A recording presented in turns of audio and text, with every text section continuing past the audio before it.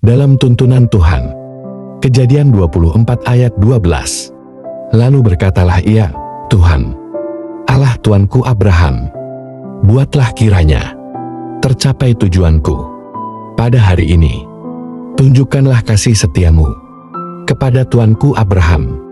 Richard F. Strauss, dalam bukunya yang berjudul Bagaimana Memahami Kehendak Tuhan, mengatakan bahwa Tuhan meletakkan hal-hal tertentu dalam pikiran kita ketika kita membaca Alkitab dengan hati terbuka dan kemauan kita diserahkan padanya. Apapun yang menjadi pengorbanan pribadi kita, dan kalau kita membuka firman-Nya untuk mencari apa yang Dia ingin katakan kepada kita daripada hanya sekadar mencari apa yang ingin kita dapati, kita dapat percaya bahwa Dia akan berbicara kepada kita melalui firman-Nya. Dia sudah berjanji bahwa firman-Nya akan menjadi terang bagi jalan kita. Setiap hari kita selalu diperhadapkan dengan pilihan-pilihan. Entah itu kita harus bertahan atau pergi.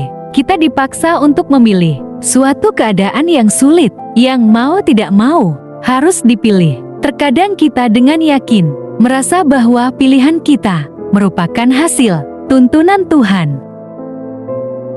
Oleh sebab itu, banyak orang yang menyalahkan Tuhan dalam hidupnya karena merasa bahwa Tuhan telah menuntunnya ke jalan yang tidak benar. Bukankah Tuhan mengetahui segalanya? Lalu mengapa Ia membiarkan kita untuk hidup di jalan yang seolah bukan tuntunannya? Semua orang pasti pernah mengalami hal yang serupa, tetapi tidak semua orang memiliki respon yang benar. Setiap hari adalah kesempatan bagi kita untuk menerima tawaran Tuhan untuk kita dituntun pada level kehidupan yang menakjubkan.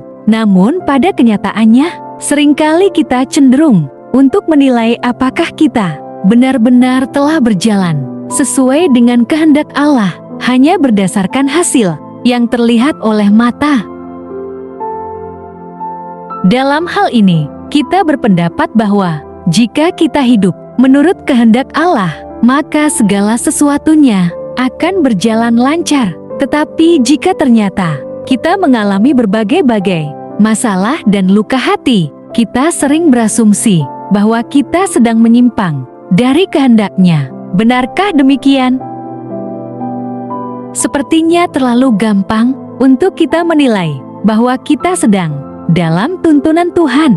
Namun sering sekali kita merasa bahwa Tuhan telah memimpin kita karena kita melihat kesan-kesan baik yang bisa kita terima. Pernahkah kita menyelidiki, sungguhkah kesan yang baik itu pasti menunjukkan kesitulah jalan yang harus kita ambil? Bukankah iblis juga mampu untuk melakukan keajaiban-keajaiban demi membuat pandangan kita buram? Saat melihat Allah, iblis pernah mencoba untuk menggoda Yesus dengan hal-hal yang ajaib yang bisa dilihat oleh mata. Matius 4 ayat 1-11, pencobaan di padang gurun. Sebenarnya cara kerja iblis tidak pernah berubah, yaitu selalu memperlihatkan hal-hal yang ajaib, indah namun palsu, yang kemudian membuat kita merasa seolah itu adalah tuntunan Tuhan untuk mengelabui kita agar tersesat. Kemudian, saat tersesat itulah kita mulai menyalahkan Tuhan dan meninggalkan Tuhan. Kita bisa belajar dari hamba Abraham pada ayat renungan hari ini. Hamba ini diminta oleh Abraham untuk pergi mencarikan seorang istri bagi Ishak. Ini bukanlah sebuah tugas yang mudah. Ia pasti akan dihadapkan dengan pilihan yang sulit saat akan memilih seorang wanita yang tepat sebagai calon istri Ishak, anak tuanya. Namun hamba ini adalah seorang saleh yang mencari Tuhan. Melalui doa, ia membawa tugas ini dengan memohon tuntunan Tuhan. Pada akhirnya, tuntunan Tuhan membawanya bertemu Ribka. Kisah ini menunjukkan bahwa setiap langkah perjalanan hamba ini ditandai dengan memohon berkat dan tuntunan Tuhan.